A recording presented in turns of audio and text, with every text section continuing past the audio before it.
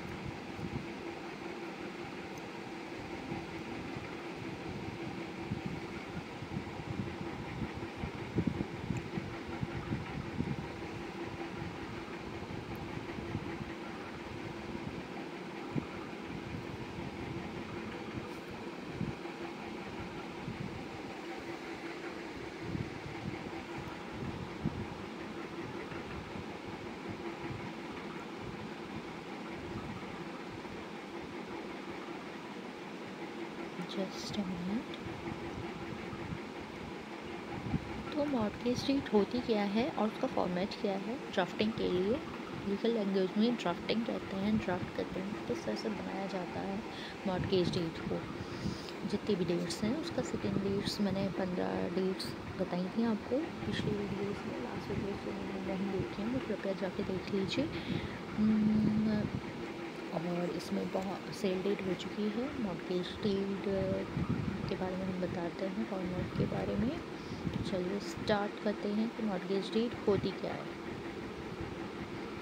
Mortgage deed एक legal document है, right.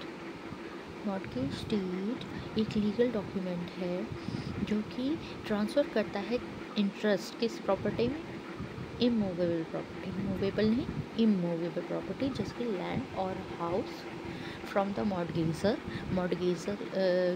से लेते हैं टू द लेंडर, जो उधार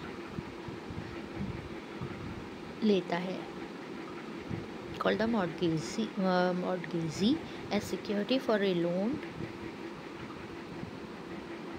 मॉर्टगेजर से लिया जाता है टू द लेंडर, उधार वाला, as security for a loan और डेट। बोरोवर जो होता है, फ्रॉम द बोरोवर कहेंगे हम मॉर्टगेजर को जो उधार दे रहा है, और लैंडर जो उधार ले रहा है, mortgagee as security for a loan और debt. Borrower retains ownership, borrower के पास ओनरशिप रहेगी, but the lender gets the right to take possession or sell the property अगर borrower fails to repay the loan। borrower अगर fail होता है, lander जो उधार दे रहा है, लैंडर जो उधार दे रहा है, और नॉट फ्रॉम द बोरोवर, ठीक है, लैंडर उधार दे रहा है टू द मॉर्टगेजर को, जो कि बोरोवर है, जो लेगा। The borrower retains ownership, borrower के पास ओनरशिप रहेगी, लेकिन लैंडर के पास ये पोजेशन का राइट हो जाएगा या सेल कर देगा वो तब जब borrower fails to repay the loan को, ये डेप्ट को रिपे करने के लिए वो बाध्य है। अगर फेल हो जाता है इसमें तो ये सब किसके पास चला जाएगा, पोजेशन किसके पास चला जाएगा, या क्या कौन बेच सकता है, ये लैंडर, राइट। आई होप ये समझ में आ गया होगा।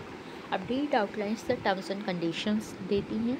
डीड में क्या लिखा होता है, क्या क्या लिखा होता है, terms and conditions of the property जो कि गिरवी या मॉर्गेज की गई है, इंक्लूडिंग उसमें क्या क्या होता है, रीपेमेंट टर्म्स, कि भाई आपने अपनी प्रॉपर्टी गिरवी रखी है, उसके बदले आपको कुछ मिला है पैसा या लोन या डेट, अब उसे आपको रिपे भी तो करना होगा इंटरेस्ट के साथ।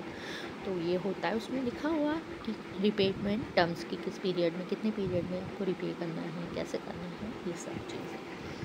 तो rights and responsibilities of both, दोनों पार्टीज़ की राइट्स एंड रिस्पॉन्सिबिलिटी होगा, और reports available to the lender, यहाँ पे लेंडर होगा, इफ़ द बोरोवर डिफ़ॉल्ट, अगर डिफ़ॉल्ट पे वही रिपे नहीं कर पाता है अगर बोरोवर, तो वो रिकोर्स भी अवेलेबल है उसे, मतलब एक फैसिलिटी अवेलेबल है किसको, लेंडर को, कि वो रिपे जो नहीं हुआ है डेप्ट बोरोवर के द्वारा उसे सेल से या फिर पोजेशन लेके उस प्रॉपर्टी का चुका सकता है अपना ड्यूज। हम आगे पढ़ेंगे की elements of a mortgage deed क्या क्या होती हैं। First, title of the deed document, क्या टाइटल है मॉर्गेज डीड का, date, parties to the mortgage, mortgage और मॉर्गेजी के बारे में, recitals background of the transaction, कैसी प्रॉपर्टी या क्या हुआ या उसका बीच में ट्रांजैक्शन कितने कंसिडरेशन का कितना है।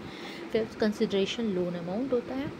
Six, description of mortgage property, mortgage property की डिस्क्रिप्शन क्या है, type of mortgage, simple mortgage है या इंग्लिश मॉर्गेज है या यूसुफ रसीद मॉर्गेज है, और भी 3 होते हैं, 6 टोटल होते हैं मॉर्गेज डीड। अगर आपको मॉर्गेज 6 तरीके के होते हैं, types of mortgage, they are 6 types of mortgage. अगर इनके बारे में डिटेल में वीडियो चाहिए तो प्लीज़ कमेंट बॉक्स में ज़रूर बताइएगा। आई would really happy by reading your comments in the inbox. 8 है, चलिए पढ़ते हैं आगे। 8 है terms and conditions of the mortgage, जिसमें क्या क्या होगा, इंटरेस्ट रेट, कितना इंटरेस्ट दे के वापस करना है, रीपेमेंट पीरियड हम पहले से डिस्कस कर चुके हैं, डिफ़ॉल्ट क्लॉज, पोजेशन राइट्स क्या क्या है अगर कोई है, कोविनेंट्स एग्रीमेंट में क्या क्या है, विटनेसेस और एग्जीक्यूशन कैसा होगा, विटनेस का ज़रूरी होना मॉर्गेज में ज़रूरी होता है, होना ज़रूरी होता है। 11th है रजिस्ट्रेशन क्लॉज, सैम्पल फॉर्मेट देख लेते हैं।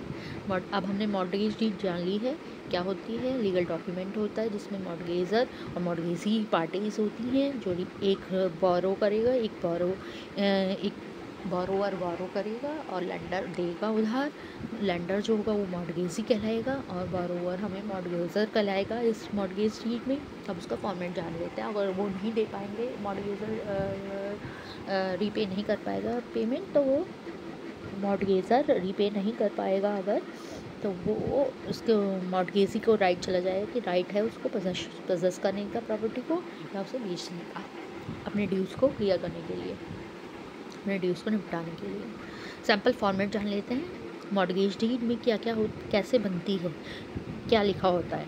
ये deed of mortgage on this date और ईयर एट सिटी, किस सिटी में बना है, between mister miss name of mortgagor, between किस किस के बीच में बना है, मॉर्गेजर किसका बेटे, किनके बेटे और डॉटर ऑफ मॉर्गेजी, मॉर्गेजर किसके सन और डॉटर हैं वो आएगा। Residing at hereinafter refer to as the mortgagor, अब मॉर्गेजर ही बोलेंगे हम, विच एक्सप्रेशन शैल अनलेस रिप्यूगनेंट, जब तक कोई कंटेक्स्ट के द्वारा नहीं लिखा गया है तब तक मीनिंग उसका या यही होगा, और इंक्लूड उनके हायर्स, मॉर्गेजर के हायर्स भी हो सकते हैं। एग्जीक्यूटर्स, एडमिनिस्ट्रेटर, सक्सेसर्स असाइन करते हैं जैसे। And mister missus name of mortgagee, son daughter किसके हैं, residing at hereafter refer to as the mortgagee कहलाए जाएंगे। विच एक्सप्रेशन शैल, जब तक कि कॉन्टेक्स्ट में नहीं है उसका मीनिंग अलग और उसका मीनिंग यही रहेगा, मीन और इंक्लूड हिज और हर हायर्स, एग्जीक्यूटर्स, एडमिनिस्ट्रेटर्स, सक्सेसर्स और असाइन करेगा। रिसाइटल्स, बैकग्राउंड ऑफ द ट्रांजैक्शन क्या है, जब मॉर्गेजर जो होता है वो एब्सोल्यूट ओनर होता है इमूवेबल प्रॉपर्टी का, more particularly described in the schedule आगे मैं बताऊंगी, शेड्यूल है इन आफ्टर अंडर रिटर्न।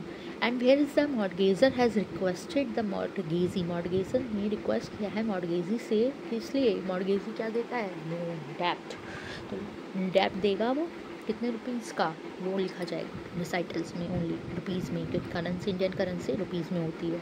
और ये डेट भी कहाँ एग्जीक्यूट होगी, इंडिया में। Which the mortgagee has agreed to lend on the security of the said property, mortgagee has agreed to lend, उधार देने के लिए on the security of the said property, property किसने गिरवी रखी है सिक्योरिटी के रूप में, मॉर्गेजर ने। कंसिडरेशन क्या होगा, now this deed witnessed that in consideration of the sum of rupees receive by the mortgagor from the mortgagee, the receipt भी मिलेगी इसकी, और किस कंसिडरेशन लोन अमाउंट होता है, किस अमाउंट में सम ऑफ रुपीज़ दिया गया है मॉडगेजर के द्वारा, क्या लिया गया है, रिसीव किया गया है मॉडगेजी से, और रसीद भी मिलेगी मॉडगेजी जो देगा उसे मॉडगेजर को। Mortgager hereby mortgages the property describe in the schedule below in to the mortgager से टाइप ऑफ मॉडगेज के अकॉर्डिंग शेड्यूल में लिखा है कि मॉडगेजर किस तरह से गिरवी रखेगा, मॉडगेज करेगा अपनी प्रॉपर्टी को, and to secure the repayment of the said sum with interest thereon, और सिक्योर करेगा, रीपेमेंट भी देगा सेट सम जो कहा गया है सम, उसके सम ऑफ इंटरेस्ट के से thereon the rate of कितने परसेंट के इंटरेस्ट होता है परसेंटेज के रूप में। टर्म्स एंड कंडीशन क्या होंगे, ये फर्स्ट कंडीशन है अलॉन्ग विद इंटरेस्ट के साथ साथ मंथली की किस तरह से होगा, मंथली देंगे, क्वार्टरली देंगे, मतलब 3 महीने में एक बार देंगे, या एनुअल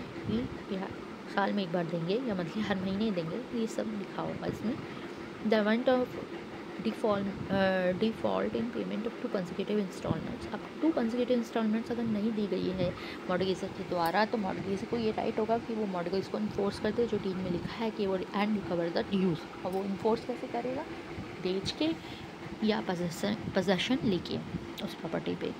सी पोजेसन, ठीक है। The mortgagor shall not sell, mortgagor बेचेगा नहीं, लीज नहीं करेगा, otherwise dispose of the mortgage property without prior, और otherwise dispose of the mortgage property, और किसी तरह से डिस्पोज नहीं करेगा विदाउट प्रायर पर written consent of the, written consent पहले से होनी चाहिए अगर वो बेचेगा, क्योंकि मॉडगेज डीड में वो उसे सिक्योरिटी के रूप में दे रहा है प्रॉपर्टी को, कौन, मॉडगेजर। क्योंकि बच्चे इसमें बहुत कंफ्यूज होते हैं कि कौन मॉडगेजर है कौन मॉडगेजी है, तो मैं इसलिए बार बार रिपीट कर रही हूँ कि मॉडगेजर आपको सिखाने के लिए कि मॉडगेजर जो 2 पार्टीज़ होती हैं, मॉडगेजर मॉडगेजी, मॉडगेजर बोरोवर होता है जो लेता है, जो अपनी प्रॉपर्टी को गिरवी रखता है, और लोन या डेट जो देता है उस प्रॉपर्टी के बदले में, तो उसको बोलते हैं मॉडगेजी, राइट। लेकिन इस है, और इसमें without prior written consent of the mortgagee के नहीं बेच सकता है कौन, मॉडगेजर।